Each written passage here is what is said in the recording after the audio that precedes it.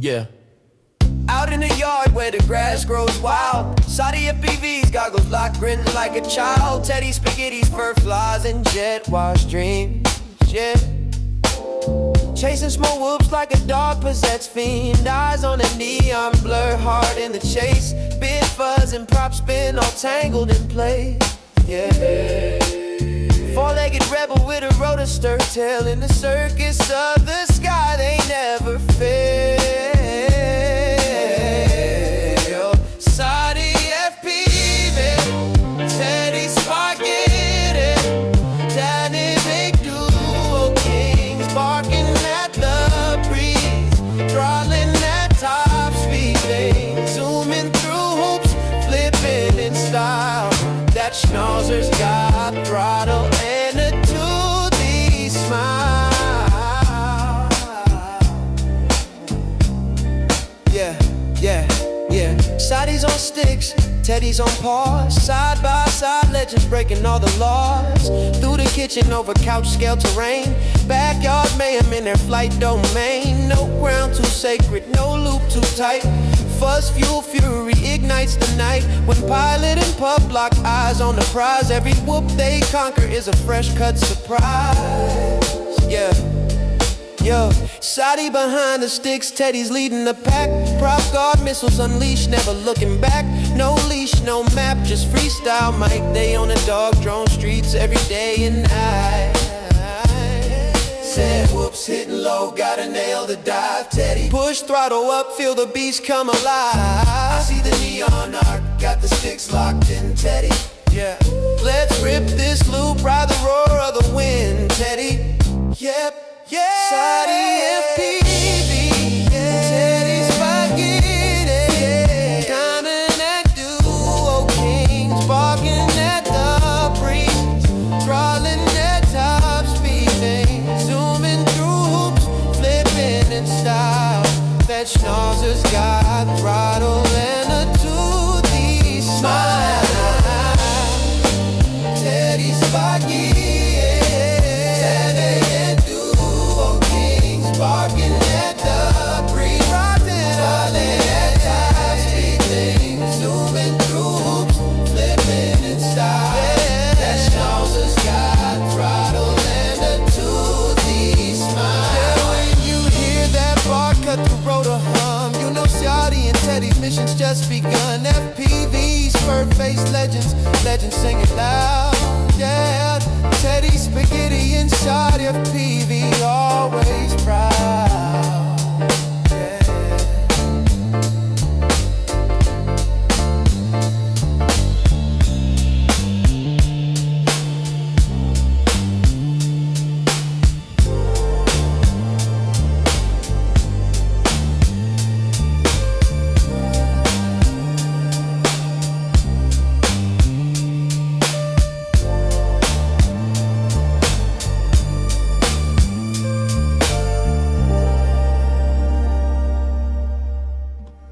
Hey friends, my name's Aaron Ciotti. Everybody calls me Ciotti. Welcome to the show. I don't know, man. Good Lord. I took a shower and my hair is really going for it. It's going straight up. Whatever. We are going to take a look at the impact that Uptilt has tonight. 25 degrees versus 10 degrees. I've been meaning to switch the canopy over, the vibrating canopy over on this Newbie Drone Race V2 to get it off of this 25 degree mount and get it onto a 10 degree mount. And, you know, we talk a lot about it, but I don't know if I've ever done it on like a live stream. I don't know if we've ever specifically like back-to-backed the same exact rig on different uptilts. I'm sure that we've flown one build which is like high uptilt and then another build that's low uptilt. But you know, there's all kinds of shit that's different between these that makes them fly a little bit different. So doing this on the same rig should be pretty cool. And it'll be an excuse to run some more NX69 batteries on this Hummingbird Race V2. Also, this has the new V2 Newbie Drone BI camera on it. So you guys will get to check out that camera. I haven't flown this thing in a while, so you haven't been able to see this camera in a minute. But yeah, very fun. So this is the Hummingbird Race V2 with a different canopy, slightly heavier canopy than what it comes with, but in my opinion, a much better canopy than it comes with. What it ships with is like a TPU printed banana hammock canopy. Not much protection for the camera slamming into the AIO. The Bri-Brain mount I like a lot more. I believe it does add a little bit of weight, though. Wow, it's still stupidly light. 16.7 grams. I think it is a touch lighter than that. But, my God, sub 17 grams is bananas. So, yeah, this will be incredibly hard to fly. It's got so much power that it's got the Hummingbird 0702 30,000 kV motors, which make a ton of power, and then it's outrageously light. So this will be nuts. I haven't flown tinywhoops in a few days, and I'm not doing myself any favors diving back into it with this absolute fire-breathing lunatic. I charged up a whole bunch of BT 2.0 batteries, and then I realized that this is NX69. So I have 6 NX69 batteries on the charger right now. I'm going to fly 6 batteries tonight. If you haven't already today, you need to as well. I've put hashtag 6 batteries in the live stream title. I've even got this. And yeah, do it, friends. Fly 6 a day. It's not hard. It'll take 20 minutes with a tiny whoop.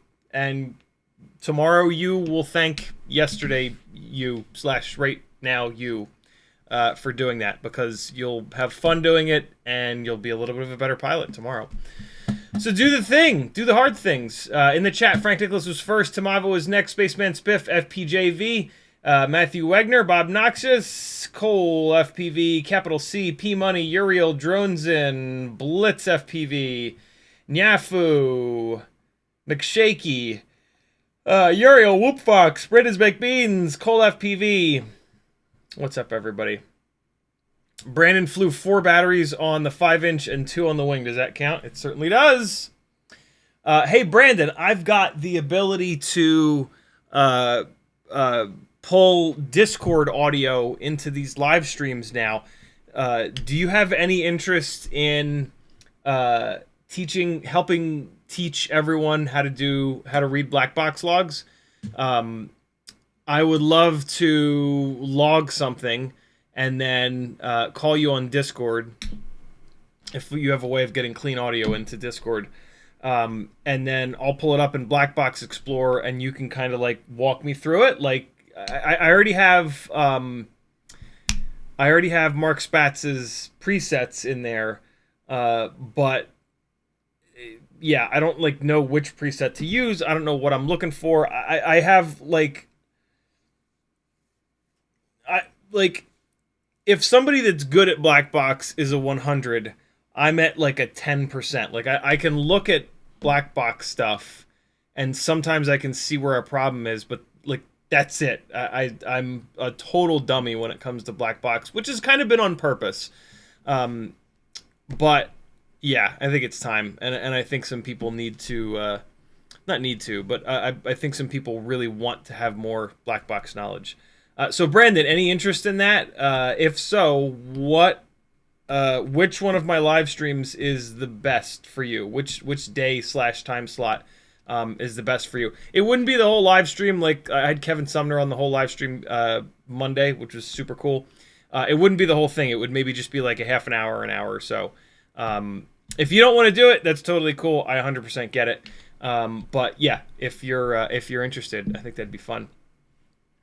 If you guys want to talk directly to me in the chat, all you got to do is type at CiottiFPV. You have to put the ad in now because YouTube has decided to make yet another thing worse. If you'd like to support me so that I can keep doing this full time, head on over to CiottiFPV.com and click Mad Buttons. Why does this keep bringing this up as if it's spoofing my phone? Patreon, as it says, helps me the most, and you can jump on there for as little as $3 a month. Etsy has some really fun stickers, hardware, all kinds of stuff. There's even a full 1S 75mm Walksnail build on there right now. Fiverr, you can book one-on-one time with me so that you can learn how to tune, how to build, how to fly better, or if you just have a whole bunch of questions you want one-on-one feedback with, awesome. Teespring has some fun shirts like this one with Clam Man on it, reminding you to never give up, and some other really fun stuff. PayPal, if you want to do a super chat to support me directly, but you don't want YouTube to take 30%, here's a link to our Discord. Searchable live stream transcripts, thanks to Craig. One of the easiest and best ways to find answers to your questions in these live streams right here. And then look at all these affiliate links, yo. Amazon, GetFPV, PyroDrone, Race Day Quads, Newbie Drone, WeBleedFPV, BetaFPV, FPV Cycle, Hisingi, Oh My God, Brain 3D, HD0, Flywoo, Emacs, Banggood, Camera Butter, and AliExpress. If you order from any one of those websites and you hit one of these affiliate links at some point before you check out, I will get a tiny little percentage of your total shopping cart. Change your bookmarks to someone's affiliate links. If they're not mine, use someone else's. If you don't use bookmarks and you just type the beginning of the website into your URL bar and let it auto-suggest, you can do that and then remove the auto-suggestions. And then hit my affiliate link a few times in a row, and the next time you type AMA for Amazon, it'll assume that you want to go to my Amazon affiliate link because you've hit that link a couple times in a row after removing the other Amazon.com suggestions. And so there you go. Do one every single time I live stream, and before you know it, you'll be supporting me with those affiliate links, and we can keep hanging out. Sound good? Coming soon to the Etsy store are these M1.7 by 10 screws, which you can use to tighten up the 1.5 millimeter propellers. So if you've got 1.5 millimeter propellers that are flying off your motors, I've got a solution for you. Super simple. You thread it up the middle of the prop, and it just makes the inner diameter a little bit smaller. It's magic. If you need that right now, just message me somewhere, and I'll just sell to you through Bing Bong or Fling Flong. If you know anybody that has an iFlight Defender, the 1.8 inch one, let me know. I've got some stuff for them. If somebody has HD0 goggles and they want to try out the Newbie Drone foam, I have Newbie Drone foam that I'll send you for the cost of shipping. The adhesive is starting to come off just in the little nose area, but you'll try it out. It's fine. You could even like re-adhese it if you wanted to. Is adhese a word? It is now. I forgot to turn this on, of course. There we go. I think that's all I got. Those are all the things that my face... I don't know. Uriel tagged me and said I'm here, but I'm in status to crash. Drone, I'll try to make this as exciting as possible so Uriel doesn't fall asleep on us. Dronzen says, finally able to catch a full live stream. New contract has me putting in the hours. That's a good problem to have, brother. Uriel says, it's wintertime. You're 1 hour early. That's it. And a man, a word is on agenda. Agreed. Brandon Zokpin says, I can share a document I made, but it really goes hand in hand with tutorial I need to show on how to operate the BBE app. Yeah, that's one of the things that messes me up is like just working in the app, in the Blackbox Explorer app. It just confuses the hell out of me. Like every once in a while I can figure out how to get to the waterfall screen, but like I can't do that all the time. And it just drives me insane. Brandon says half of Blackbox tuning is really just knowing how to use the programs to be able to read and interpret the data. Yeah, like Brandon and a couple of other folks that are really good at Blackbox, like they can pull up the waterfall and they can kind of see, it would be this way, they can kind of see where the frame resonances are. They can see where the where like the motor resonances are. Yeah, like I learn it a little by little, but like having a live stream where we kind of dive into it over the course of like a half an hour would be so cool, because then we can use that as like reference material and like refer back to it. Because yeah, a lot of us don't black box log often enough to remember this stuff, right? Like Brandon has shown me a whole bunch of stuff before, and I'm like, oh, this is awesome. And then a month goes by and it's just all gone. Like I don't remember any of it. And so having like a nice, you know, half-hour chunk of one of these live streams where we do that would be just awesome, so that we can all kind of refer back to it and stop bugging the shit out of Brandon to help us out.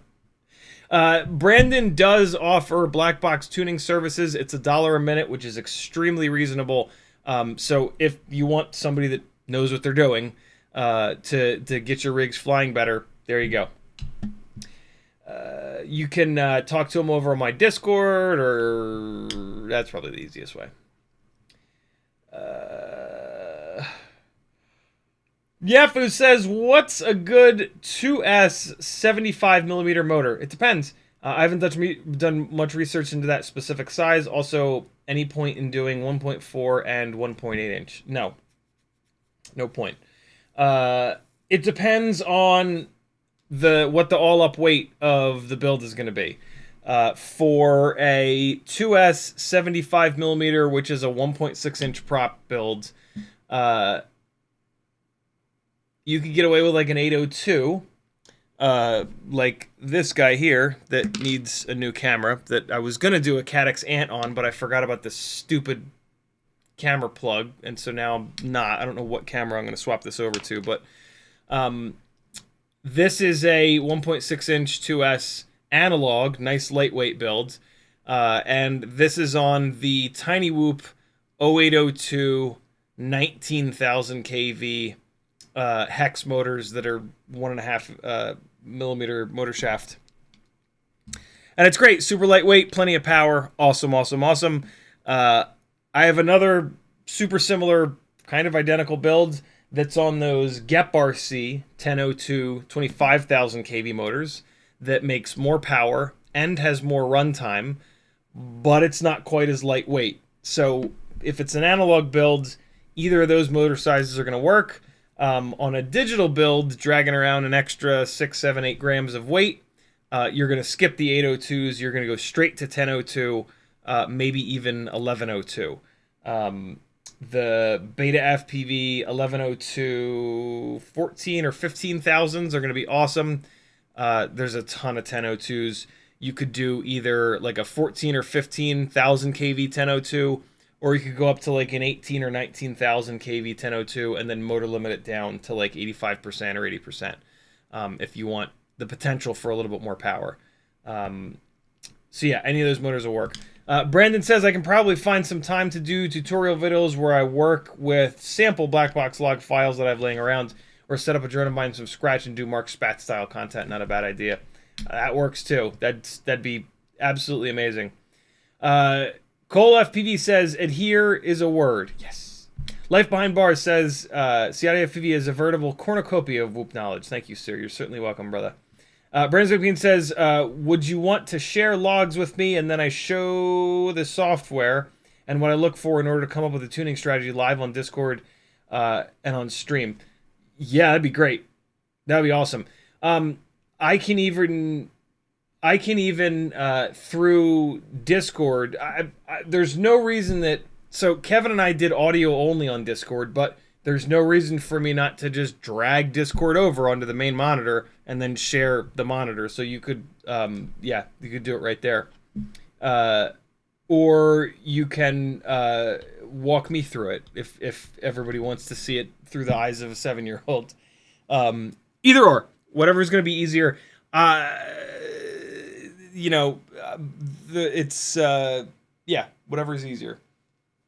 That would be amazing, dude. I love that. I would have to take a minute to kind of figure out what the hell I have. I would definitely want to do it with a tinywhoop, because tinywhoops are the builds that never get the attention in terms of Blackbox logging, because most of them don't have Blackbox on board.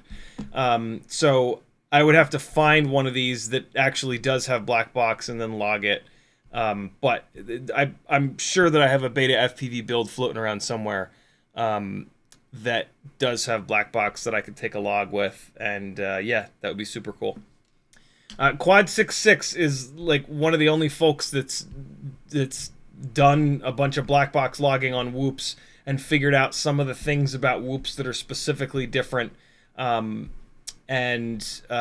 even like kind of blindly taking some of his notch filters and dropping them onto other Whoops actually does help quite a bit. He's had really good luck with what are they? I think D-term notch filters, which is kind of unusual, but yeah, I don't know. It'd be a really, really, really cool conversation, that's for sure. And just like that, I'm caught up on chat. This is a Q&A live stream, so ask all the questions that you've got, friends. In the meantime, nope, the batteries aren't done charging yet, so I gotta find something else to do. What else can I do? What can we... Hey, let me finish up the... here we go. I'm gonna finish up what we were working on Monday. I gotta figure out what camera to put in this, so this is gonna get put aside again. And so, hold on, let me just do that. I have a feeling it's gonna end up getting a CO3, but I would love to not do that. I would love to do some other camera in here, because the other 2S analog build has a CO3, and so I like to kind of change it up. The easy button would be to put a RunCam Nano on there, but that's the Spectre AIO, which is direct solder only, and I'm not going to cut the plug off of a RunCam Nano 3, so I don't know. I don't know what camera I'm going to do, but it's looking like it's not going to be that Caddx Ant, because screw trying to get that damn... Screw ruining a perfectly good camera by removing that those plug headers. You know, that seems kind of ridiculous. So off stream, I had to clearance this Mobula 7 V3 frame a little bit. This particular AIO, this is the what AIO is this? This is the Happy model. This is one of the reasons that the X12 is so good. The X12 drops right in. You don't have to screw around with any of this. This is the Super X HD ELRS AIO. And it puts the camera plugs, I'm sorry, it puts the motor plugs on top of the supports. You kind of see it there? See how the motor plugs are like diagonally on top of this? So I had to go in here and cut a little bit of plastic out of... There, see how it's kind of gnarled there by the plug? So I had to notch that plastic out. It's not hard to do. I didn't even need a Dremel. I just used a pair of flush cutters here. But yeah, had to do that. That was a little bit annoying. And then I E6000 the antenna on, because it absolutely will pop off. And so I had to let this thing sit overnight. But that's kind of cool, because now you guys can get that warm and fuzzy feeling from seeing me finish a build for a change. And so yeah, I think this thing is absolutely good to go. This is a Walksnail 2S build that I built to sell. It's on RC & Power 1002 19,000 kV motors that I will motor limit down to about 80%. And yeah, this is on a freshly refurbished Walksnail Lite, so it should be good to go. And so this is the ELRS antenna here. I have it running straight out from the AIO, and then I'm going to tuck it up into the front of the canopy here so that it is as vertical as possible. I struggled through getting the grommets into this Walksnail Lite, And so that's good to go as well here. And so let's just get that antenna situated here. All right. We are good to go. I am using M 1.2 by 14 screws, so that which are available on my Etsy store. This way I have the maximum amount of thread engagement down through the double stack into the posts for as much strength as possible. This is really important when you're doing these double stacked whoop builds that you're going to thrash on. The M1.2 by 12s are usually totally fine, but these by 14s are even better. So do it. Make sure you have enough thread engagement, friends. Makes a big difference. The plastic posts on these frames are absolutely one of the weak points. And with enough crashes, especially like face-first crashes, you will break them.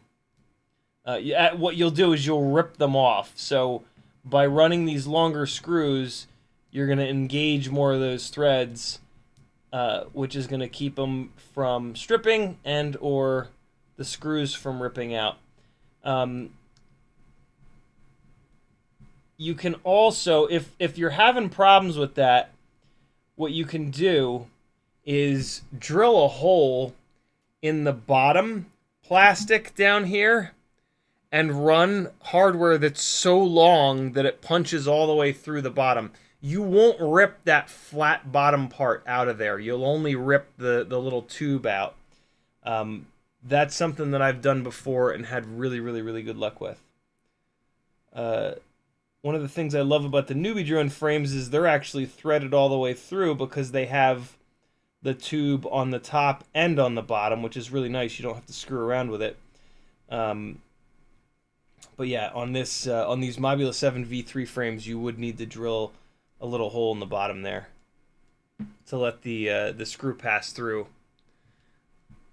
Unless you just, like, I guess you could just push really hard on the screw. These M1.2 by 14 screws, they don't have a sharp tip on them, so you wouldn't be able to do that with these. The M1.2 by 12 screws, they do have a point, so you would be able to just push really hard on those to mash them through. I was worried on these guys here that these M1.2 by 14s would be so long that they would bottom out down at the bottom of the tube, but they just barely don't. It's like kind of awesome. They've got just enough length where they're engaging the entire plastic mounting tube, but they're not bottoming out, which is important because you need to be able to pull down on this canopy. So once you get these screws kind of tight, what I like to do is push down on the canopy here and see how there's a gap to the head of that screw. That screw is not tight enough. And so let's come in here, crank it a little bit more. And you basically want to be able to pull down on the canopy and not have it make a gap between the canopy and the head of the screw. See, that's still a little bit too much. You don't want to pull down hard on the canopy, but just a little bit. This way it's not going to create some weird vibration where the canopy goes down and then it slams up into the screw, and then down and then slams up into the screw. You do not want that.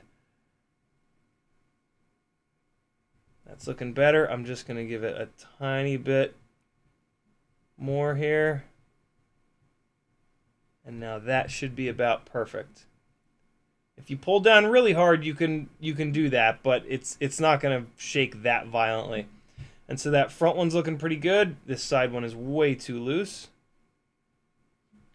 Let's get it going here. You're also going to literally see the grommets start to compress. And so you do want those grommets to be squished down just a little bit. You don't want them like bulging out all over the place, but you do want a little bit of tension on them. And this is one of the best ways that I've found to kind of do that, is just to pull down on the canopy and see if you get a little gap between the leg of the canopy and the screw. That's about right there. The rear one. I'm not going to fly this because it's 2S, and I value the things in this house. I'm not going to fly it tonight. I'm going to fly it tomorrow. I got to do some... man, it has just been raining nonstop here in Georgia, which is actually kind of great because we have not had rain in like 2+ months. It's been very strange. But, yeah, I haven't been able to fly outside in a little while. All right, so that's looking good there. And then this last one... yeah, way too loose. By the time you get to the 4th one, if the other 3 are tight, the canopy will just be sitting there with a gap to the screw. And that was the case here. So, like, couldn't have been more obvious. All right, there we go there. As you're doing that, you want to look through the... you want to look between the VTX and the flight controller to make sure that they're not getting too close together, because you're going to be squishing down the grommets here. And shit sticks. I've actually now got an issue with the heat shield on the VTX contacting the highest point on the flight controller. So I'm going to have to pull this apart again and swap these grommets out for the taller ones. I swapped grommets for the slightly shorter ones when I realized that I had to do the blue grommets on the flight controller. And now, once this is tightened down, since that changes everything, it is too close. And so, apart it must come again. UCanFPV says, do you make any money selling builds, or do you pretty much just break even? I find myself pretty lucky if I manage to break even. I usually take a loss when I sell full builds. For a little while, I tried to do the whole do full build giveaways to try to encourage a lot of people to get in on the giveaway, and or I've even done the whole like every dollar you spend on my Etsy store is a chance to win, and I've really taken a bath doing those. So I won't do those again, but I tried, you know. But yeah, I lost a ton on those. Yeah, I mean, selling custom builds is infinitely difficult, especially when you factor in any amount of hourly labor rate. And yeah, it's just unbelievably difficult to even break even, unfortunately. So it's why I don't really offer it. I typically don't really do it. But, yeah. Alright, I just wanted to unscrew those a little bit to make it dead-ass obvious that that thing is not ready to fly, in case I didn't remember that tomorrow.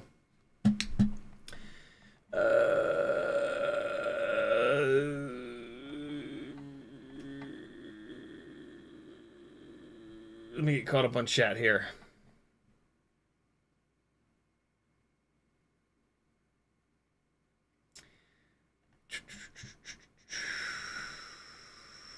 Where am I? B Mondin says, missed my question just above.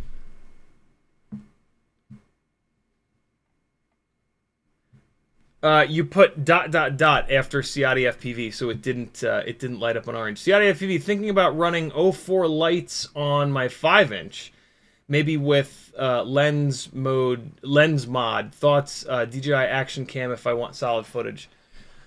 A 5-inch rig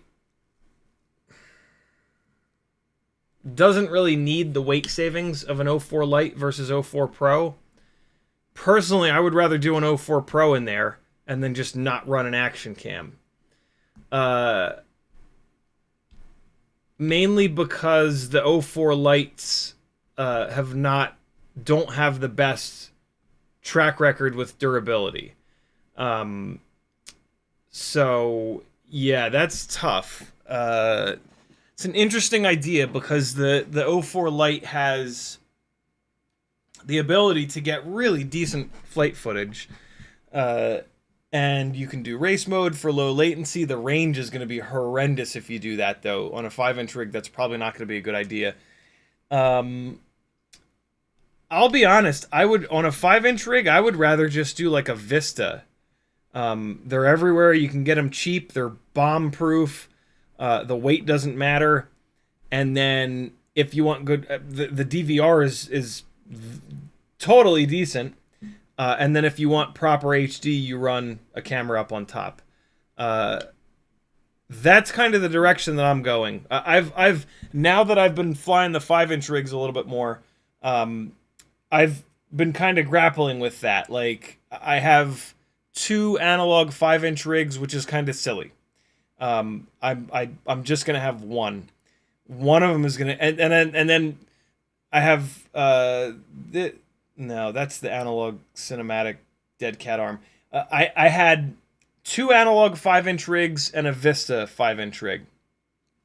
That Vista 5-inch rig, the motors were super clean on, and I needed a 5-inch build for gig work, and so I put that thing onto dead cat arms in the front, and I don't think I'm going to take it off of dead cat arms. I think I'm going to leave that thing alone. I flew that at the exotic rally. And so now I only have these 2 analog freestyle, like proper freestyle rigs. I'm going to convert one of them to digital. It's just kind of silly to have 2 freestyle 5-inch builds. And so I've had that same thought of like, do I put an O4 Pro in? Do I put an O3 in? And I've just realized, like, no, like the Vista is just, it's the way to go. It's cheap, right? Like with a basher freestyle build, you don't want to be, personally, I can't afford to put a $260 O4 Pro in there. Christ, I think they're now like $280. And then bounce it off of concrete, especially when they're meant to carry the HD cameras. If I'm going to do a freestyle O4 Pro build, it's going to be like a 3.5-inch to take advantage of less noise and whatnot. For me, like 5-inch builds are for carrying 80 to 120 grams of dead weight, right? Like the 5-inch prop size is perfectly suited for 80 plus gram action cameras. If you're not going to run an 80 plus gram action camera, then build something smaller, right? There's kind of no reason to have a 5-inch rig at that point. It's going to be too big of a propeller for not enough all up weight, right? Like if you're going to run a 40 gram action camera, you're going to have a build that's like 560 grams on giant 5-inch propellers, and it's going to float around like a toothpick. And so, yeah, I've got a whole bunch of Session 5s, which I absolutely love. The audio is beautiful on them, and the video quality is kind of good enough for, you know, thrashing kind of freestyle, hard freestyle flying. And so, yeah, for me, it's I've got a couple extra Vistas kicking around. They're stupidly durable, and that's the move. It's not quite the same latency, but roughly the same latency as all the digital stuff. And it just works. They just fit in there. And now I've got the Integra goggles and I've got the Vistas on that new version of the firmware where they'll work with the goggles Integra and the goggles 2, which are my backup goggles. And so yeah, it's really slick now. So that's kind of where I'm at with it. But you do you. It's there's no right or wrong answers there. FPV says, I have also randomly placed notches based on Quad 66 and had great results as well, right? It just works. Brandon's White Bean says, whoops and nano builds are admittedly troublesome at times to tune due to the type and amount of noise they suffer from. Micros and 5-inch, 7-inch are super easy and respond well usually. Yeah, it's pretty wild. Well, I mean, also it's that not many people do it, right? Like, not many people care enough about whoops to actually black box log them and get them dialed in. But obviously, it's also a problem that most AIOs, tiny whoop AIOs at least, don't have black box at all. And running an external logger is just a total pain in the ass. Whoops. So I think there's a lot of a lot to be gained from diving into tuning on small stuff. Whoop Fox says, I got a bleed eye cam in, putting it in a whoop tomorrow. It seems a lot like the Newbie Drone BI V2. Very cool. Let us know how it is. I'm interested. FPV says, got to use to add CiottiFPV or miss your question. I'm looking for what the question was. Is it maybe Cheesehead? What is that? Cheesehead Diecast. I thought it said Addict. Cheesehead Diecast. Old disabled vet getting back into flying. I just got the BetaFPV 75 Pro. I just want to find little gaps and play around. What's the best rates for me to set this at? No such thing. Great question. No such thing as best rates. Rates are 100% specific to every single one of us. Luckily, rates are very easy to dial in. First thing you want to do is get off of Betaflight rates and get it to actual rates. There's a little drop down. It's probably already on actual rates, but just in case it's not, above the actual rates, there's a little drop down that has a bunch of different options. Actual is the best option, hands down. So that's the first thing you want to do, is go to actual rates. Then you're just going to fly it. The stock rates are really, really good. Fly it around, do a couple of batteries, get a little bit used to the default actual rates that are in there. And then what you're going to do is one column at a time. The first column is called center. And so I think the default value is maybe like 80 or 100 or whatever. It doesn't matter what the default value is. You've flown a few batteries on the stock default value. You're now going to take that default value, I think it's 80, you're going to move it down as low as it'll go, which I think is 20, maybe 10. Just as low as it'll go. Drop that center. It's center stick sensitivity is what that first column is. And you're going to do it on all three, pitch, roll, and yaw. You're going to take that value. You're going to go as low as it'll go. You're going to fly it around. You're going to hopefully feel the difference. Now you're going to go the other way. And so if the default value was 80, and if low as you can go is 20, that's a difference of 60, right? Now you're going to go 60 up from 80. So 140. And so you're going to have flown it in the middle, you're going to have flown it low, and then you're going to have flown it high. And then you're going to decide which one felt better. If it felt better really low, then you're going to go back to the middle, and then you're going to dial it in from there. If it felt better up high, then you're going to dial it, right? And so, like, if it feels better up at 140, go to 200 and fly it there. Keep doing, like, relatively big changes until it feels worse, right? So if you start here and you go up and it feels better, then go up again. And if it still feels better, go up again. And now if it feels worse, come back and then go down, right? Do these nice big jumps so that you can feel the difference. And then so you'll realize, like, as you keep doing that, you'll realize, like, oh, this is too far in the one direction, this is too far in the other direction, and that's how you find your happy middle point. So you're going to do that with the center stick sensitivity, and then you're going to move to the middle column, which is your max rotational rate, which I think the default value is maybe 680 or 700, doesn't matter. Whatever the default, let's say the default value is 700, you're going to have flown that around a little bit. You're going to go from 700 down to 500. Make it a big jump. Go to 500. Fly it around. See if you like it better or worse. Then you're going to go, either you can go back to 700 or you can just go all the way up to 900. And then same kind of deal. Make sure, though, that you make a change that's big enough for you to actually feel. There's a lot of placebo in FPV.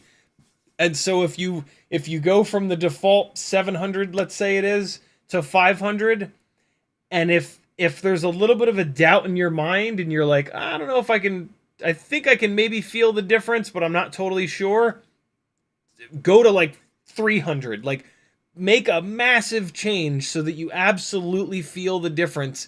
And it's gonna, that's how it becomes like extra obvious that like you've gone too far. But what it also does is it really nails down like what is happening. What happens when I change the rotational value? What happens when I change the center stick sensitivity? And then the last option, the last one is expo. The default expo, I think, is zeroed out. So you're going to have flown it a bunch with 0 expo, change it from 0 to 0.8. 0.8 expo is a lot. And then go to 0.4. And then go back to 0.0. 0.4, 0.8, 0.4, 0.0. And again, where do you like it the best? Once you figure out where you like it the best, move it up a little bit, move it down a little bit to see if you like it even better, moved up or moved down a little bit. And that's how you lock these things in. Always do pitch, roll, and yaw all at the same time. Change all 3 of them. You kind of want to leave them all lined up like that anyway. You don't really want to have the yaw rates be different than the pitch and roll rates. Some people do. I think that's kind of crazy. But yeah. That's how you set your rates. That's how you find the perfect rates for you. Never run somebody else's rates. Everybody is totally different. Everybody flies in different places. Everybody does different things with their footage after the fact. Everybody has different builds. Once you find a rate profile that you like, though, you should put that on all of your builds. But yeah, don't use anybody else's rates. It's a terrible idea. There's way too much variance. Like, if you use somebody else's rates and you're like, wow, this is great, a lot of times, like, one of those 3 is great. The center stick sensitivity is great, but the max rotational is not quite perfect for you, and the expo is not quite perfect for you. And so you're running a rate profile that's only like 33% good, right? In like 30 minutes, you can lock your rates in perfectly for you.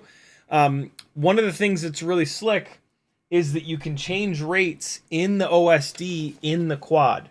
You're going to land it, you're going to disarm it, and then you're going to go yaw left and pitch forward at the same time. So like that.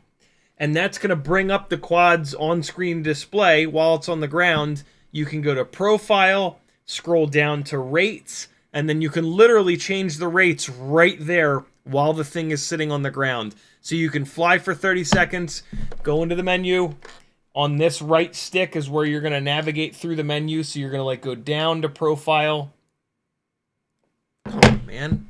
Really? You're going to fucking die right now, you piece of shit cannon bastard. Unreal.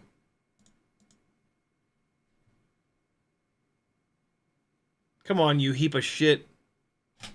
There it goes. Oh, you rat bastard. My God, Canon. You should be beaten with a fucking chair for this.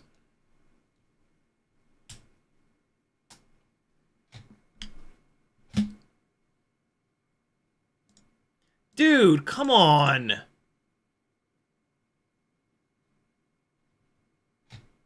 There it is.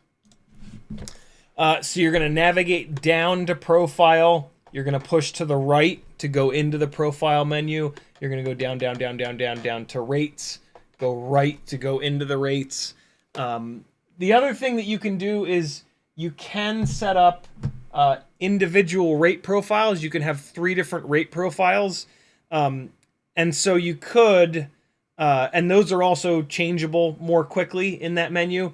So you could do, make the 3 rate profiles the same, but then for the center sensitivity, put rate profile number 1 with that as low as possible, rate profile number 2 with that center sensitivity at like whatever, 80, and then rate profile 3 with it at 160. And then in that on-screen display, it's quicker for you to change from rate profile 1 to 2 to 3.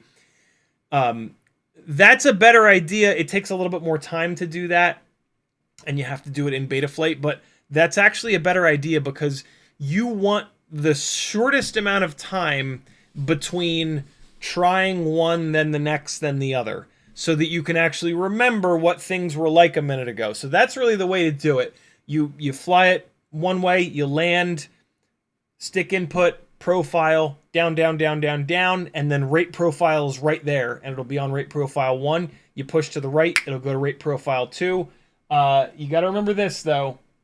You have to save and exit. Well, these batteries are done charging. I'm going to show you.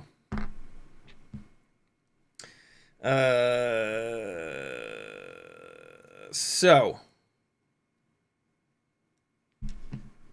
Nope, hold on, I gotta unplug and replug this. The RX. Oh man, I just cannot quite reach it from this side of the desk. Oh, I meant to plug in the room microphone so that you guys would get better better audio down here. Oh well. I have to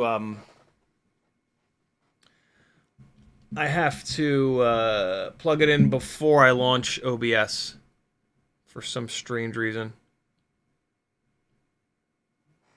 All right, so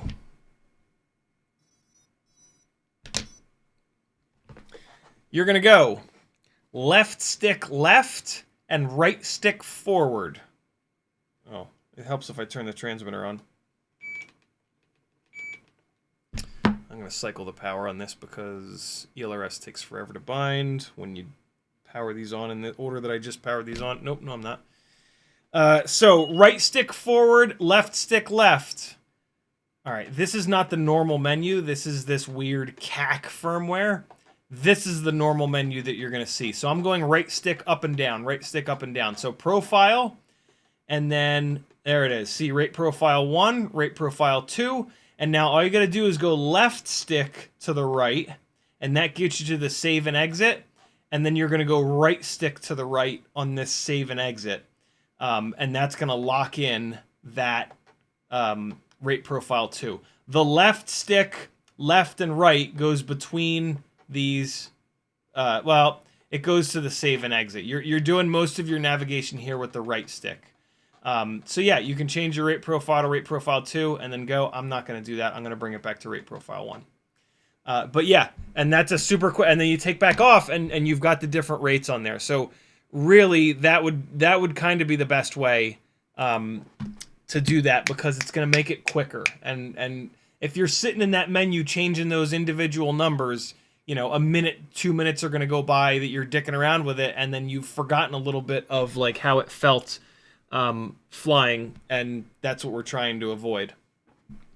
Because again, it's there's just so much placebo, so much placebo.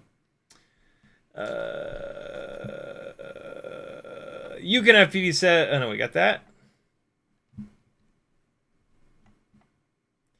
Nyafu says, so you're saying it's a rainy day in Georgia. It is indeed. Everything Simplified says X12 VTx channel does not change. Minimal power. Is it fried, overheated to 84 Celsius once, also upgraded Betaflight, but saved everything and applied the VTx table? It's probably on the wrong VTx table.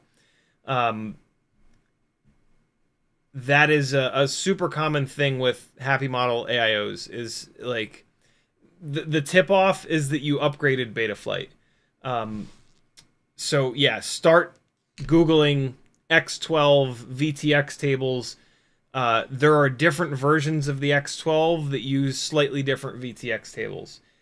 So you'll find one, put it in there in the CLI, see if it fixes the issue.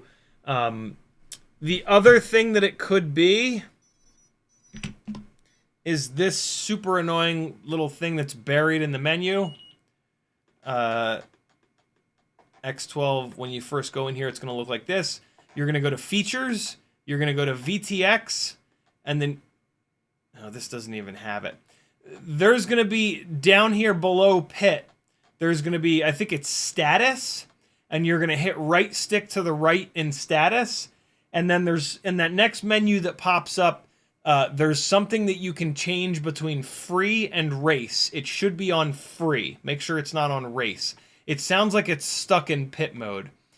So if it's not the VTX table, it's going to be that other annoying buried menu in Betaflight.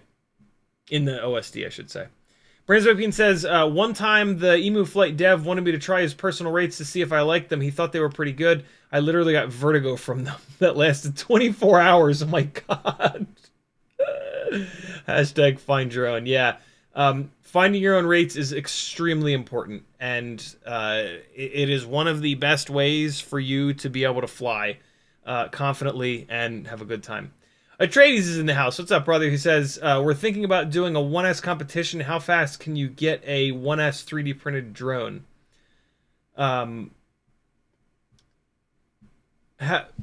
Do you mean how fast can you make a 1S 3D printed drone go? Interesting. That could be pretty cool. I don't usually do the competition thing, but you know, it's I know a lot of people are super into that. A 3D printed tinywhoop though is going to be pretty brutal. There have been a bunch of folks that have tried that. R3D shifters, red shifters, they had the most success, and they were still kind of a nightmare.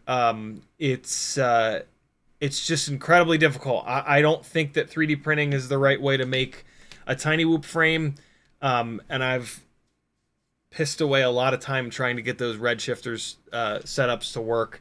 It just lets too much vibration through, and it doesn't really fly. I mean, I guess for like high speed runs, it kind of wouldn't matter, because up at full throttle, the frequency of the vibrations at full throttle are so high that it's easy to kind of tune out. So for high speed stuff, I guess it really wouldn't matter. But yeah, fair warning to anybody that thinks that they can 3D print a frame. So many people have tried, and it's pretty difficult, bordering on impossible.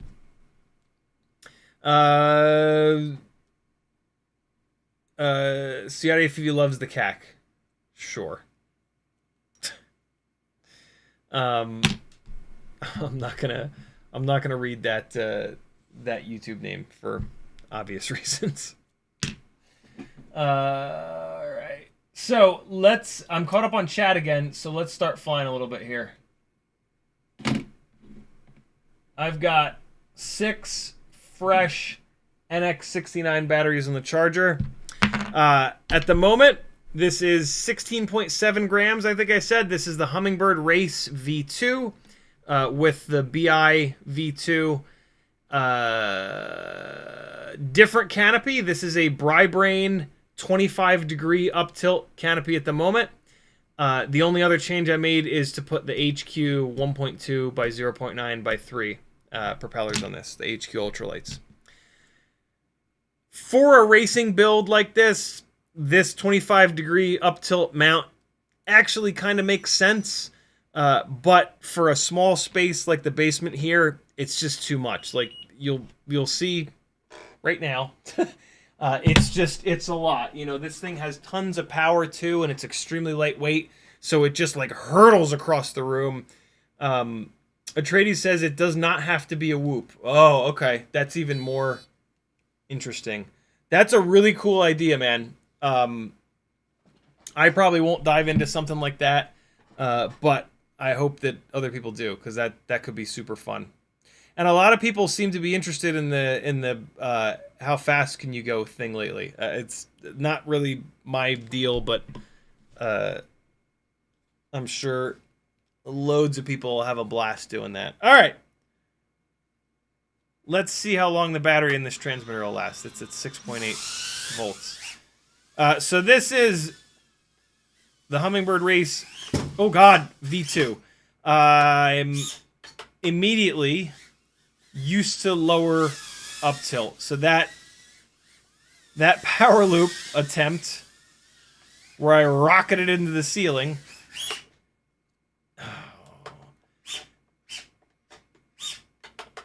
Are you fucking for real? Power loops are a great move to learn your up tilt and kind of figure out if you've got too much up tilt or not enough. There's a point in the power loop where you hammer full throttle, and the up tilt is going to have a huge effect on that. So I've been flying lately with not a lot of up tilt. When I go from not a lot of up tilt to a good amount of up tilt, I have a really hard time.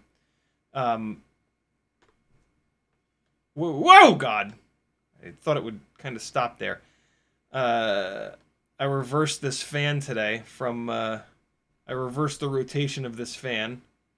This is the way you want fans rotating when your heat is on. Which our heat now is on. 25 degrees up tilt, you can make it work.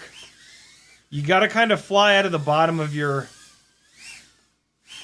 Oh boy, that was tight. You gotta kind of fly out of the bottom of your...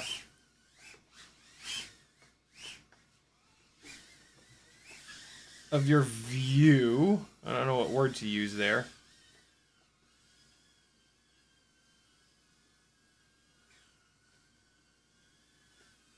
Tedwardo approves of 25 degrees up tilt.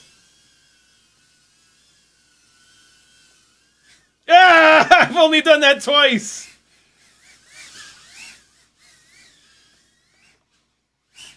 To me, this is just like more work than it should be. Like, I'm flying around the up tilt is basically what's happening here. Like, it's just too much. I'm having to, like,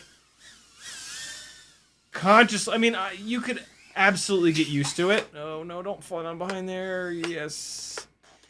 You could absolutely get used to it. But, like, for going slowly, like, if I want to go slowly around here, everything is in the bottom, right? Like, I'm having to look all the way down at the bottom of the screen for that center point, right? Like, so let me shoot a gap and watch where the center point is when I shoot this gap. Ready?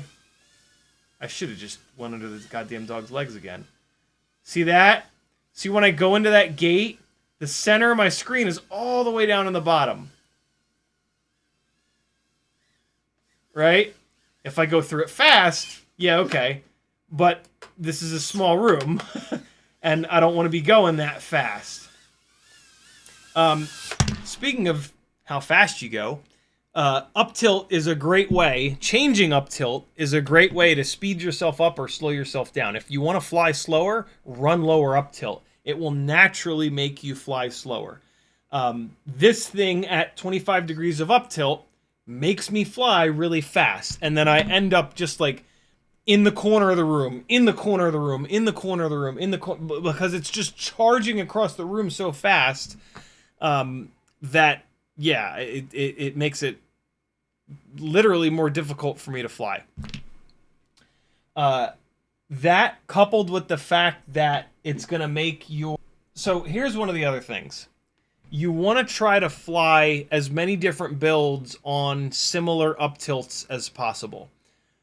Sometimes that's not possible. My 5-inch freestyle setups, for example, are 30 degrees of uptilt because I'm flying them outside and I got to fly them fast. And so I'm not going to put these tiny whoops at 30 degrees of uptilt and be like flying them like this, looking at the very bottom edge of the screen. But if possible, try to get your uptilts as close as possible to one another so that you don't have to make so much of an adjustment every time you go from flying one to the other. When it comes to like flying tiny whoops inside versus flying anything outside, it's not that big of a deal because it's such a different flight experience between one and the other. But if possible... Oh, man, I thought I was right side up, but I was upside down. That hurt. Whew! Oh, God. Yeah, everything is happening so fast. He's not in a good spot where I can fly underneath him.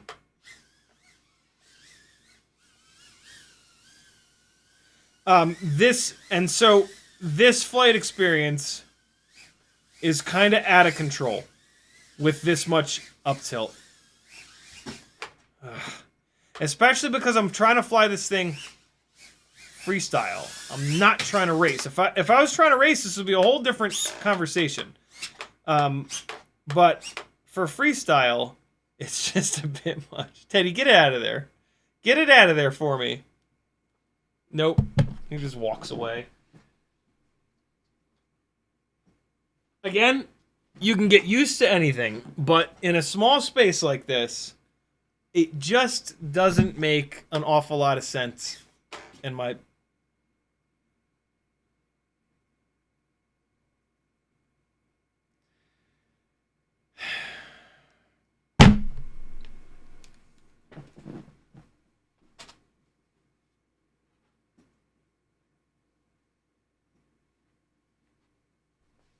opinion.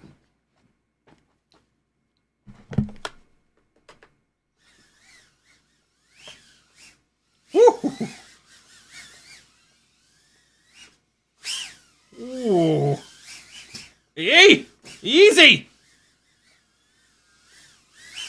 No! God damn.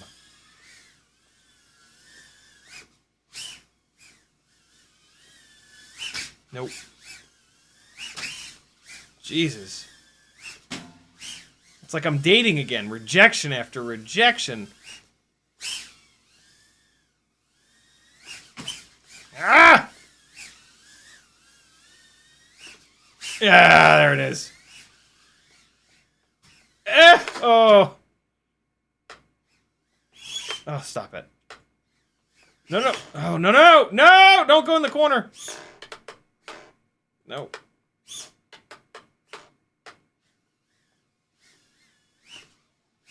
Whoo! Man. Oh, God. This thing is... the response time... Oh, the power... It's really kind of absurd.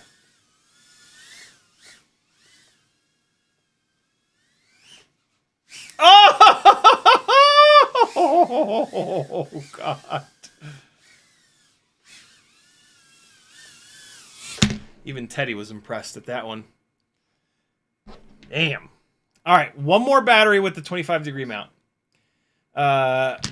Isaac says, hey, buddy, just want to say thanks for all the work you do. Your advice I've absorbed over the years has been super helpful while I'm doing Race Gal. Happy flying, brother. Thank you, dude. Very, very cool. Glad I could help. All right, last one, 25 degrees. Let's check this frame, make sure it's all right. This frame is kind of broken in the front, but it's broken in a spot that doesn't really affect anything. I meant to E6000 it back together. It's like in between the front two ducts in the little piece of plastic that runs straight forward, and it's fine being broken like this. It's only broken on one side of the little support. Let's get back upstairs. Oh God, the fan! Wow, it doesn't usually throw that far. That's like the quickest throttle blip that I can do. My God, the power to weight ratio is just stupid. Oh no! Whoa! I stayed with that one. I knew if I disarmed it was gonna hit the ground like a ton of bricks and or go into the sink, so I just left it armed, and the video came back nice and quick. Wow! Look at the. This thing is absurd. I haven't flown this in a while. See if I can go diagonal. Wow! I hit both of them. Are you kidding me? Ooh, that's scary. I'm right by the sink. Uh-oh. I can't believe I hit both of those. Whatever. Pretend I said the word. That would make sense. Oh, yo! Oh! Come on now, really? This thing is starting to, either the camera plug is coming unplugged, or... Oh my God! Or the VTX is on its way out. Oh, man. The Mega Power Loop never ceases to humble me.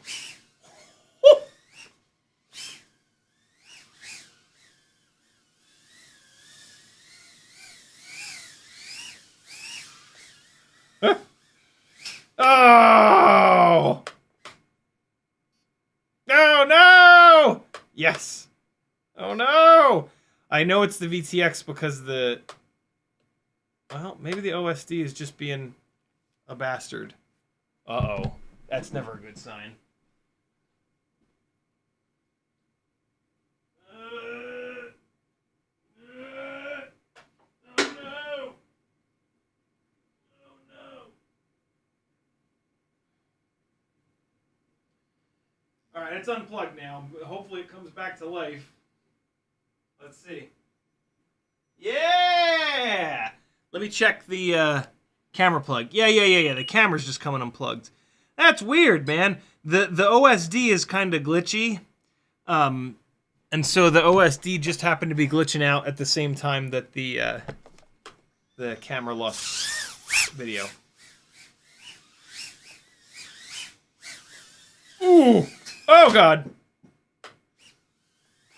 Oh, come on.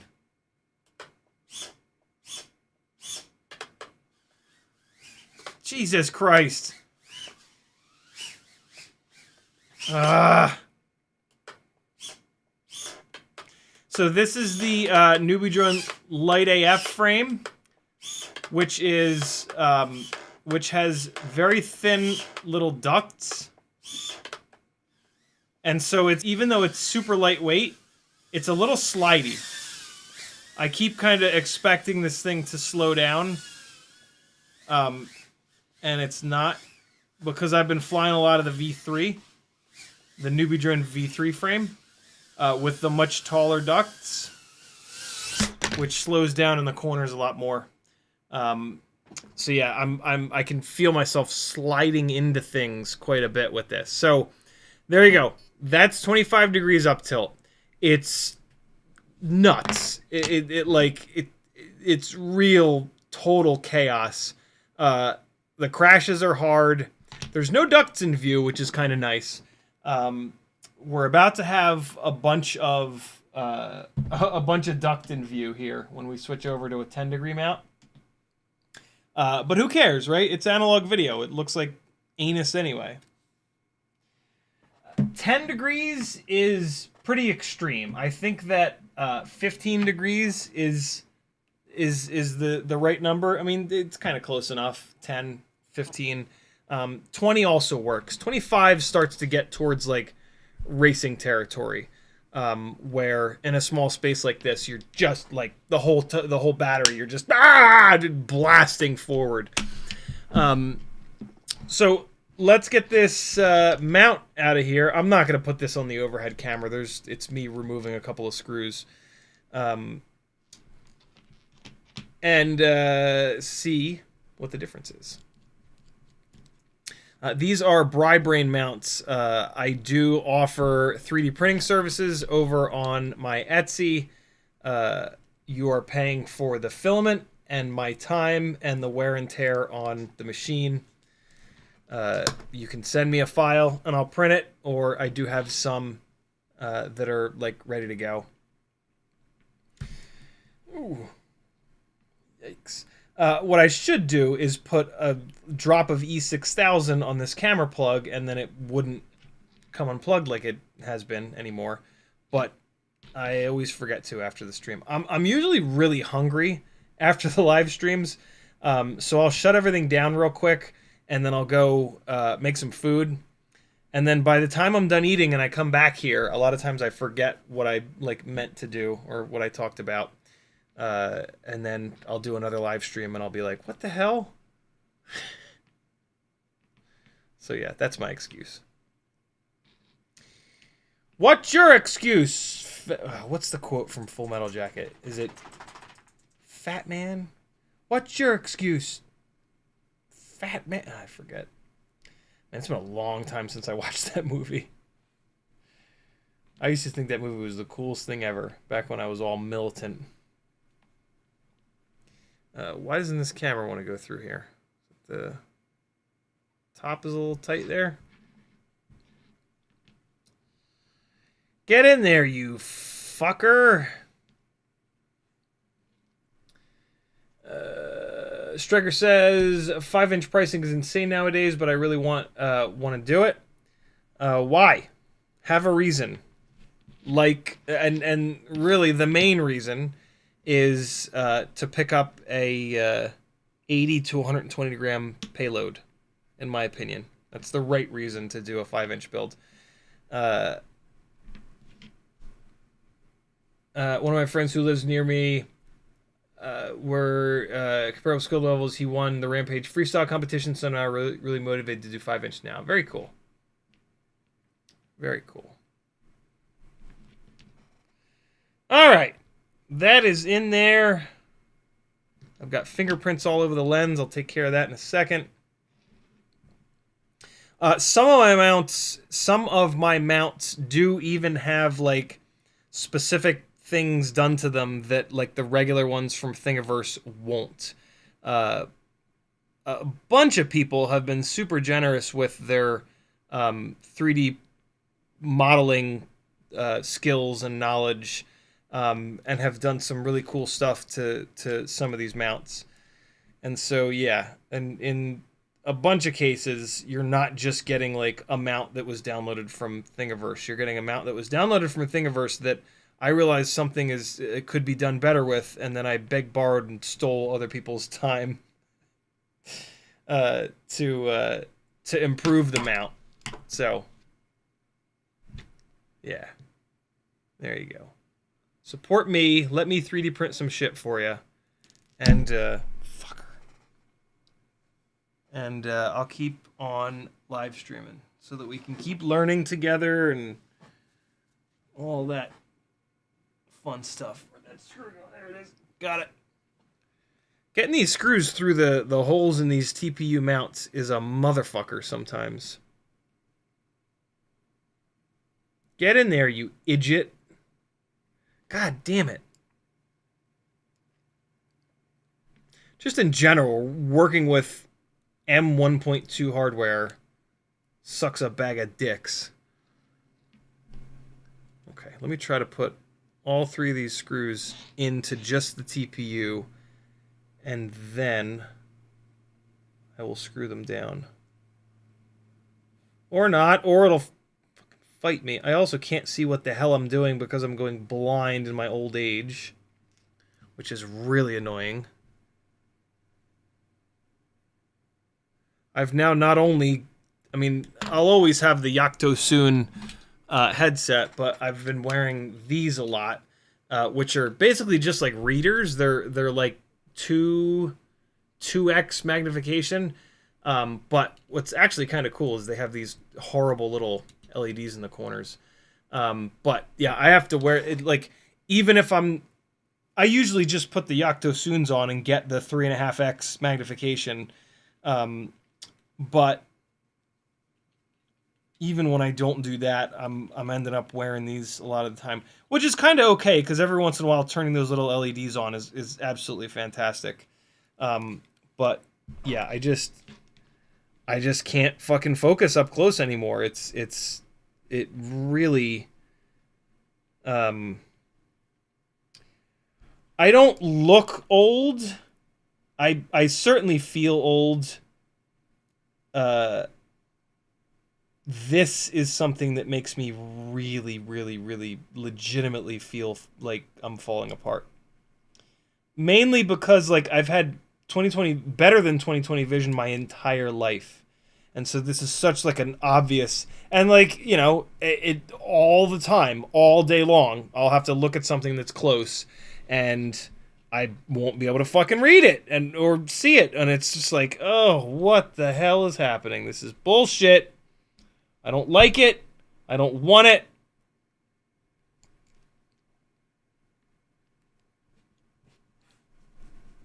Okay. 2 screws in. Can I get the 3rd one without it falling out of the TPU? No! God damn you! And this screwdriver is like just magnetic enough, but not quite. Oh, no, there it goes. Got it. Alright. Hell yeah. Okay, let me just get these snugged down a little bit. And there we go. Last one. Okay, awesome. Push these guys forward. Make sure this camera's plugged all the way in. And I also need to just make sure that these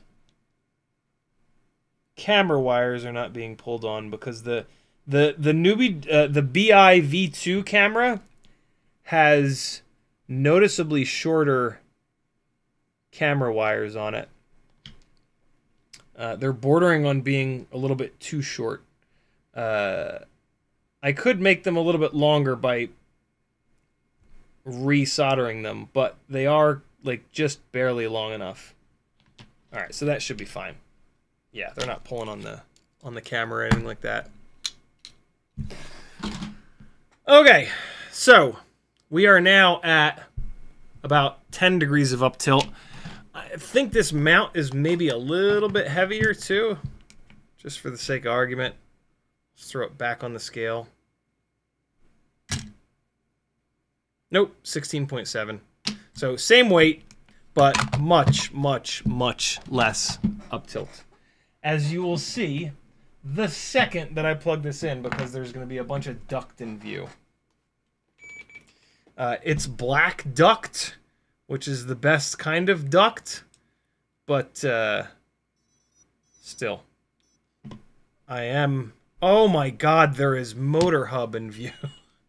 I'm sorry, there's prop hub in view. Jesus Christ. Now, there it is. I knew the battery in this transmitter would not last super long. Wow, yeah, so, I don't know, 10 degrees is... That's pretty shallow. I think 15 is kind of the sweet spot. Hang on. What are you eating, dog? What are you eating, Teddy? What is that? What are you chewing on, bro? What's your deal? What's hanging off your face? Hey. This dog. Always causing problems, this dog. Jesus, I cannot believe. So the BriBrain mounts move the camera up quite a bit, which does help getting the ducts out of view. I cannot believe that there's prop hub in view. This is like a, well, this is kind of a wide angle camera though. The BIs are always relatively wide angle cameras, so I guess it makes sense. But man, that's a lot.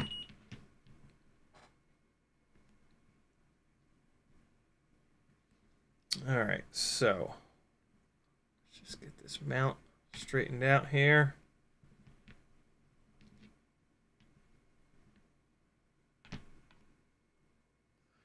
Oh, the mount's sitting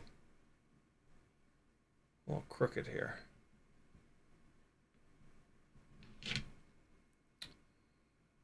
The fuck? Oh, the camera is ever so slightly twisted in the mount. I was going to say, why the hell is there more right duct than left duct? How am I going to get this camera rotated in the mount? Oh, balls. So this V2 BI camera is the back part, the PCB in the rear of the camera is a little bit smaller, apparently, than this BriBrain mount. Alright, so I'm going to unplug this because I need to screw around with this. So the camera is twisted clockwise when I look at it from the rear. So I'm going to push it out of the mount a little bit. Ah, there we go. And then I'm just going to rotate it. Okay, there it is. And now I'm going to push it back into the mount, and I think this should be about right. Let's see. Yeah, there we go. That's better. That looks much better. Make sure it's pushed all the way forward in the mount. And much better. Much, much, much better. Okay.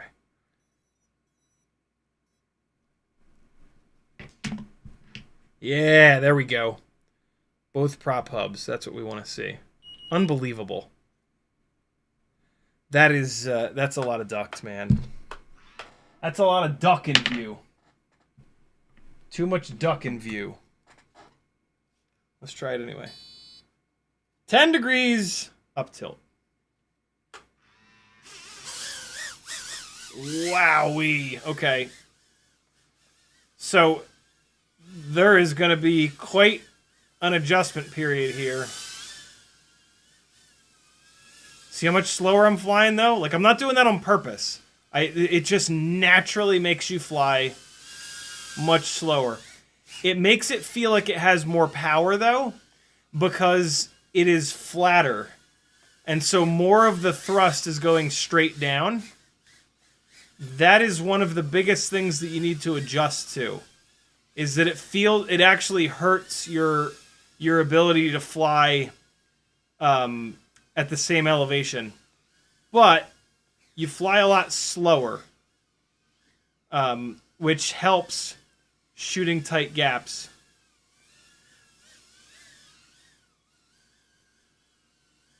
Stay right there, Tedward. Oh no! Let me go upstairs. Oh, fuck. No, no, no. Jesus.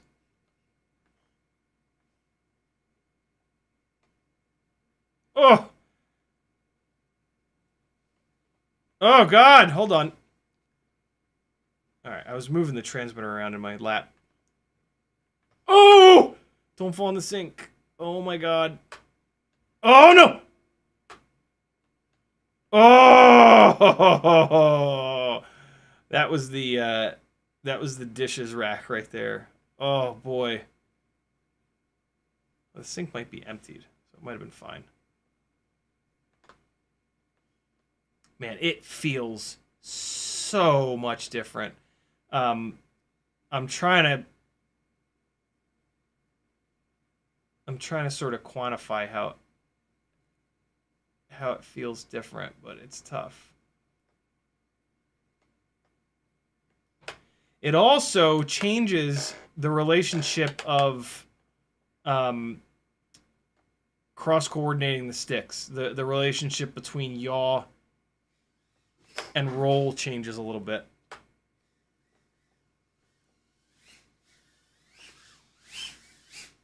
Ooh! I'm not talking much because I'm trying to adjust. I'm really trying to get used to this so I can fly hard.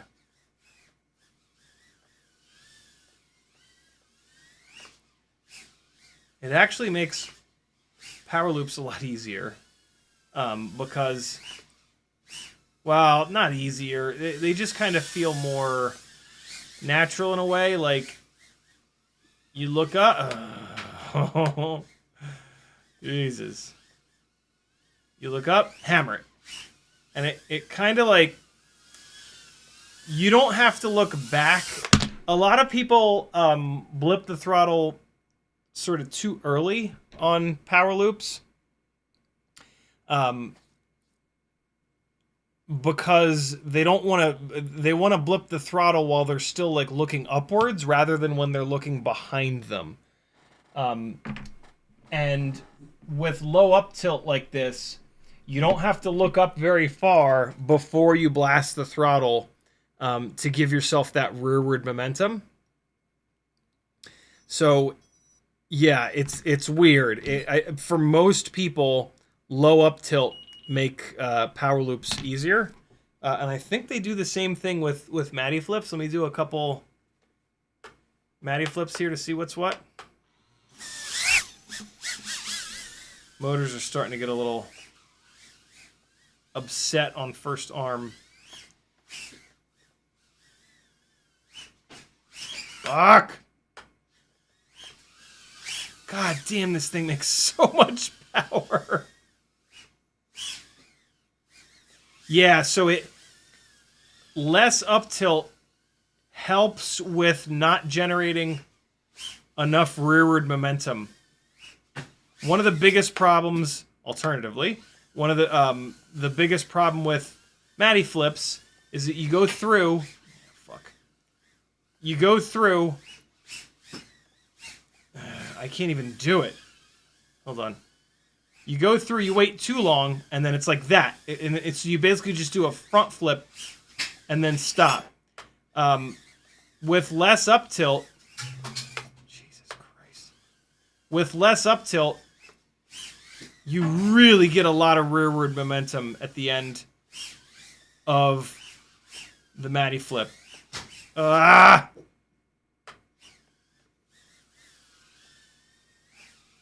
This is just, man, changing by 15 degrees is just such a big damn difference.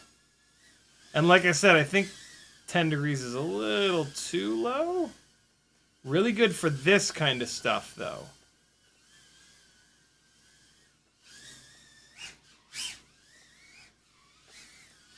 Really good for the slow stuff, shooting like tiny little gaps.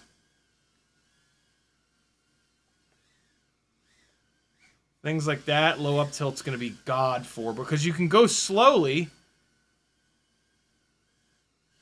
while not going, and see where you're going while not going 1,000 miles an hour. Ah. Oh man, I couldn't get the, okay, I didn't mean to do that. Oh, you know what's happening? My throttle expo is all wrong. My midpoint is wrong.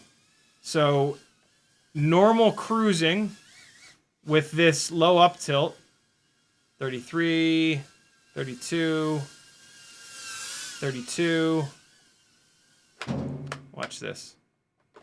My midpoint is going to be probably higher than that. So we're going to go to profile. We're going to go to rate. We're going to go up to go to the bottom. The throttle expo amount is 40, which is a lot. No, the midpoint is right, 32. I'll be damned. It feels like the midpoint is wrong.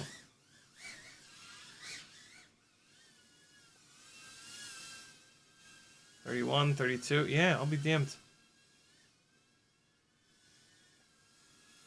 Oh, no, here. See, when I'm cruising this speed,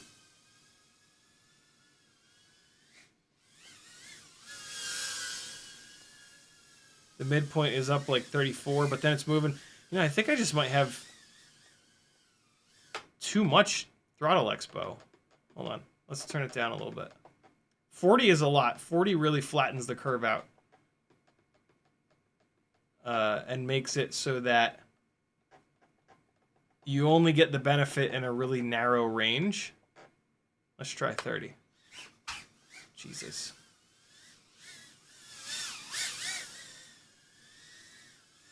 I think that feels better.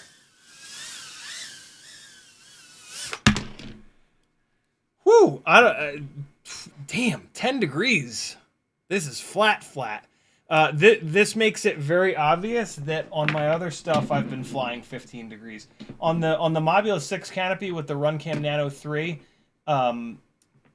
it's adjustable up tilt, and so you don't know what the actual up tilt you're running is. I've always assumed it was about 15. Now I'm pretty sure that it's 15 because it is absolutely more up tilt than this. This is like kind of the lowest up tilt I think I've ever flown, maybe, in like a freestyle setting. For cinematic stuff, I fly 0 degrees all the time. But yeah, for like freestyle stuff, this is nuts. All right, battery number 6. Let's do something cool.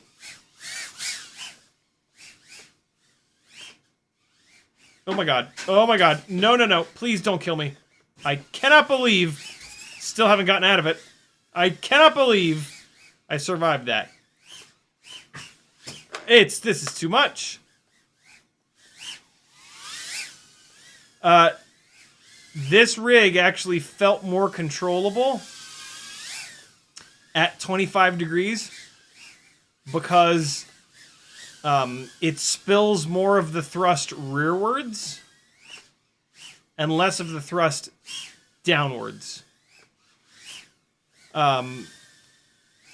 Eventually I would get used to this, but the throttle is really touchy from like an elevation perspective, because like all the thrust is going straight down, you know what I mean? Oh, fuck. Oh, God. That throw is just absurd. Oh, God, no! Oh, that's a hard hit.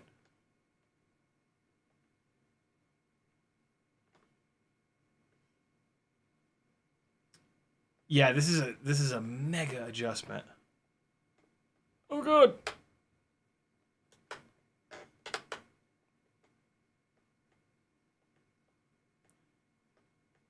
Whoo, boy.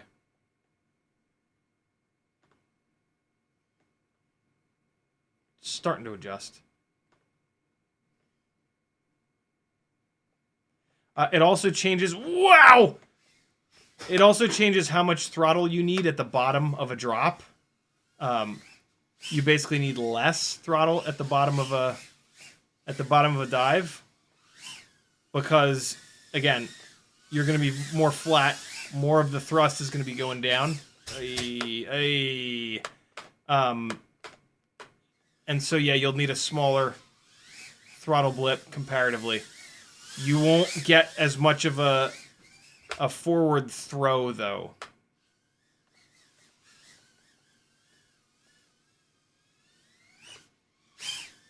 Oh my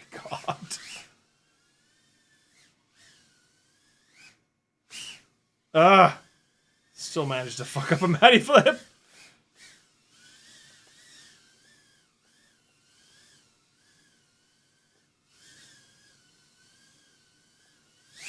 Oh boy.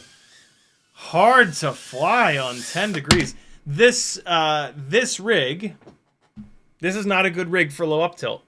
It's too light. It's too powerful. Here's what I was saying about thrust going downwards versus spilling some thrust rearwards.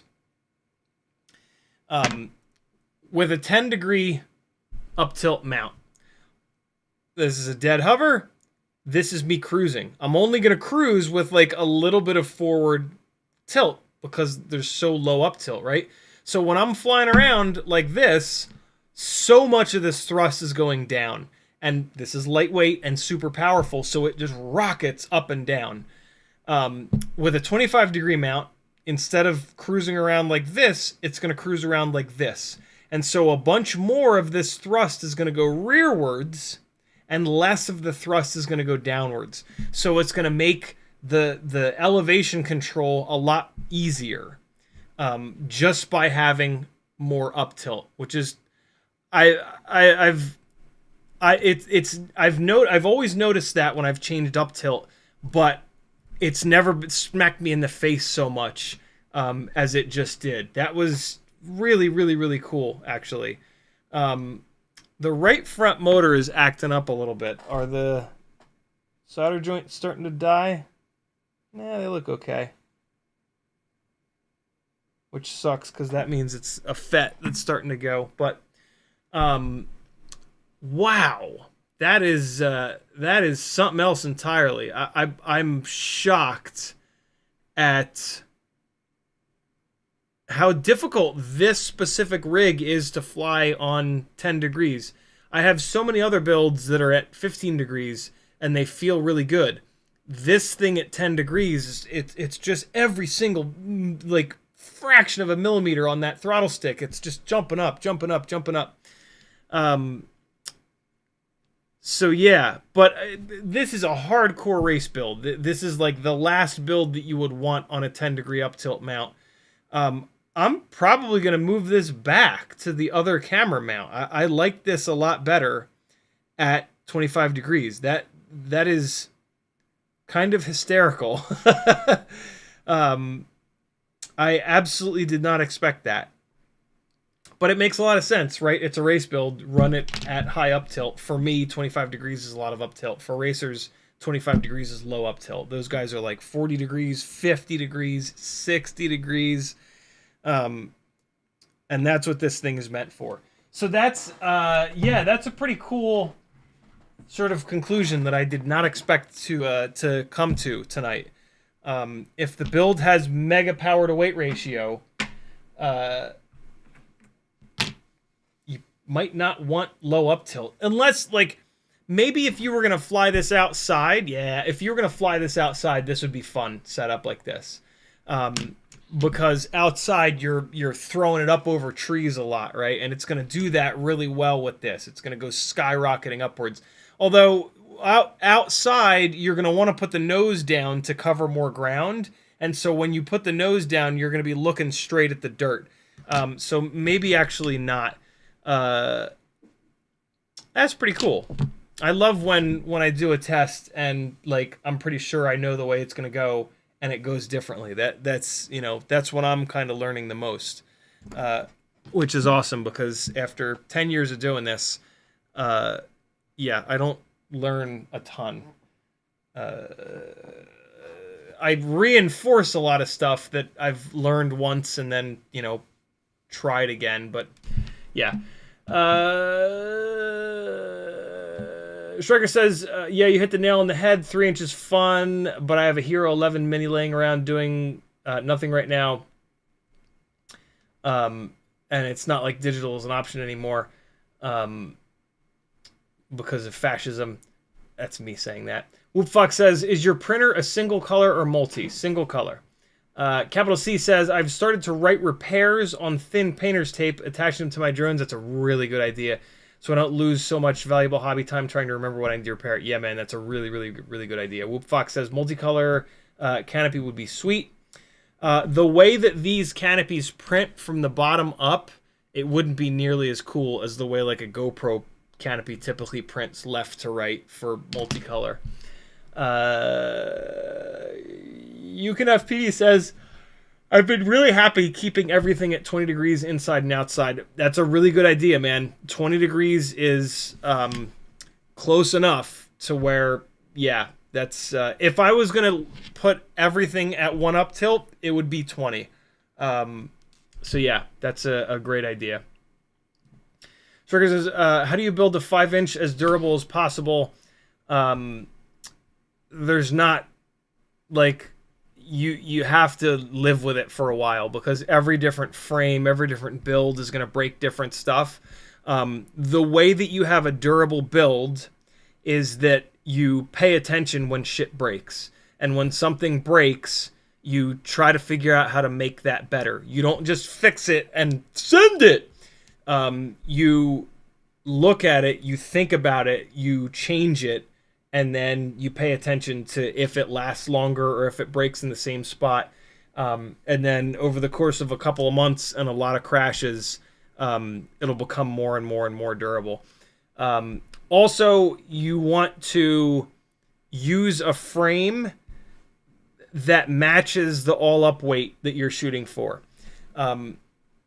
My glide builds are all right at about 600 grams all-up weight, and the glide frame is strong enough for that amount of all-up weight. If I built these glides to be 700 grams, they'd be a nightmare. That's too much weight. That's too much energy for how thin the arms are, how lightweight the glide frame. So you have to pick a frame that matches the all-up weight that you're going to be at. Heavier frames are for heavier all-up weights. Lighter frames are for lighter all-up weights. That's about it. B. Kirk says, can you print me Quad 6.6's mount? Yep, I have a bunch of them already. I bought it back in August, but haven't gotten anyone to print it for me. Yep, I have them in a bunch of colors, like, ready to go, or I can always just make it. Goated O4 says, I've been running 30 and 20 degrees since I started whooping a few months ago because I've only used the Meteor 75 Pro canopy. My TPU comes tomorrow. Any tips for printing? I'm not... What are you doing, dog? What are you... You got Pikachu?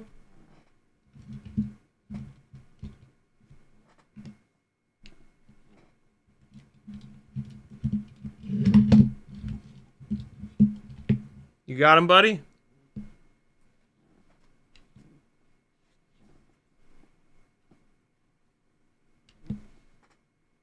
He got him. His current favorite toy right now.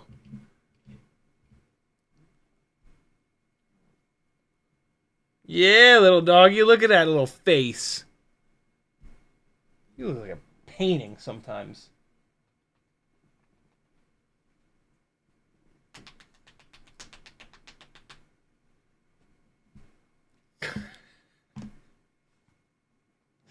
I do that about 10,000 times a day. I'll be with you in a second, dog. We can play in a minute. Yeah.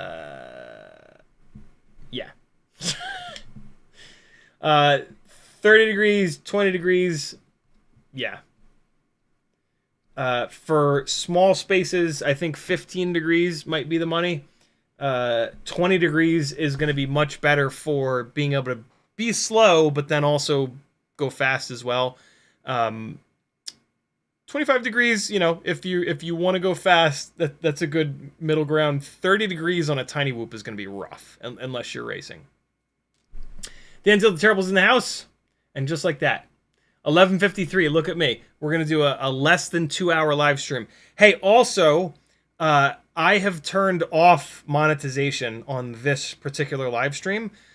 So unfortunately, I'm going to get hammered. Like this live stream is not going to get any love from YouTube. They're not going to show this live stream to any new people.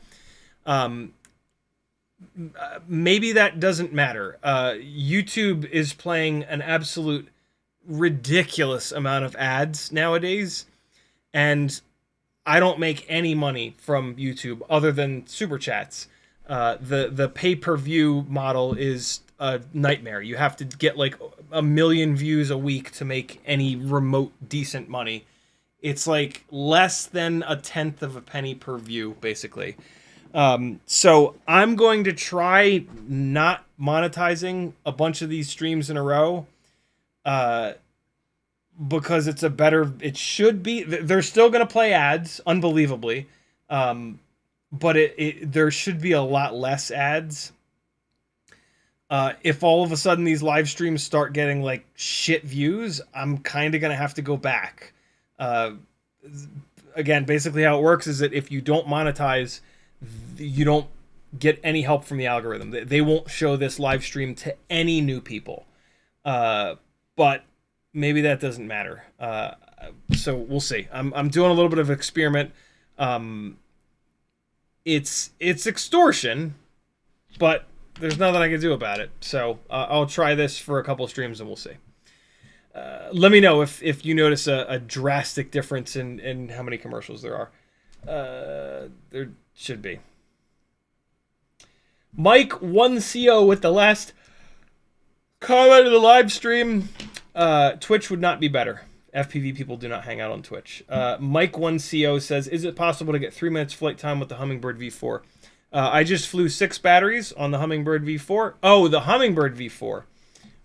Probably not, because it's heavier. You got to make it lighter. It depends on how you're flying. It depends on what props you run. In my opinion, don't worry about flight time on tinywhoops. Tinywhoop batteries are incredibly inexpensive, and swapping the battery out is super quick.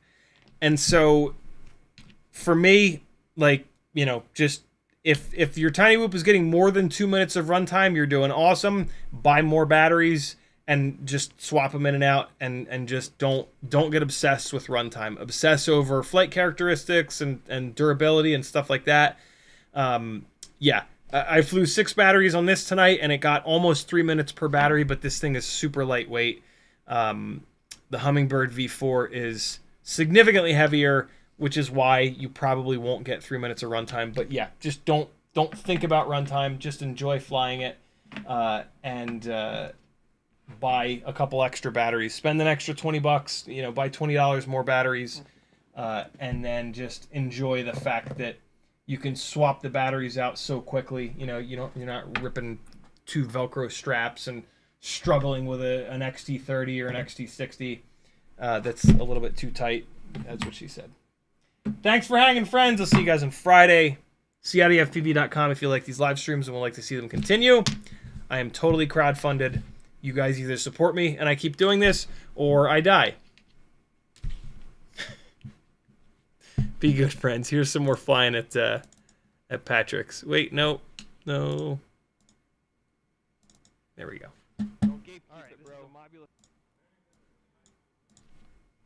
See you Friday.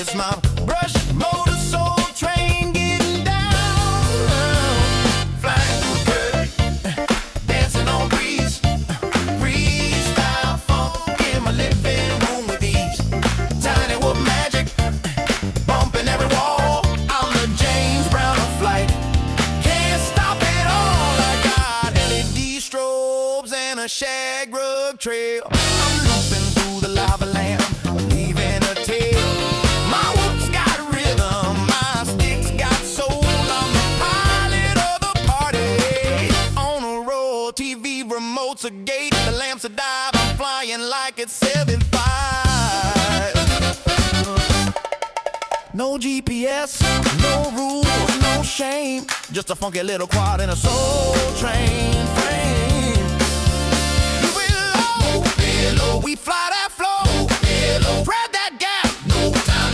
no time to nap. Hit that roll. Funk and control. Funk and control. Bounce that wall. Bounce that all. We fly it all. Funk it all. We fly it all.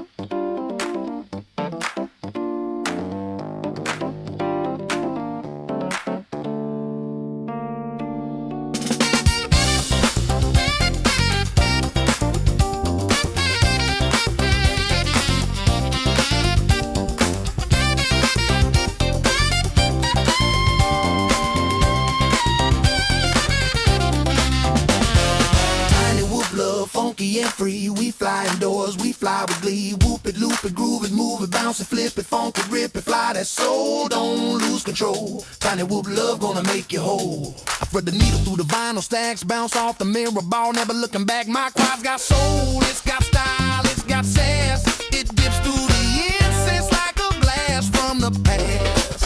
I'm flying figure eights through the lava lamp glow, dodging house plants like a funky pro. My whoops got rhythm, my sticks got heat. I'm the pilot of the party with the grooviest beat. I loop through the hallway, I dive by the broom. I'm the disco ghost in your living room. I hit that split that's over grandma's chair. She just claps and says, boy, you got flair. I'm flying freestyle with a velvet touch. My quad so smooth it don't need a clutch. From the shag rug to the ceiling fan, I'm the funky little fly with a master plan. The curtains dancing on the breeze, freestyle funk in my living room with ease. Tiny whoop magic bumping every wall. I'm the James Brown of flight, can't stop at all.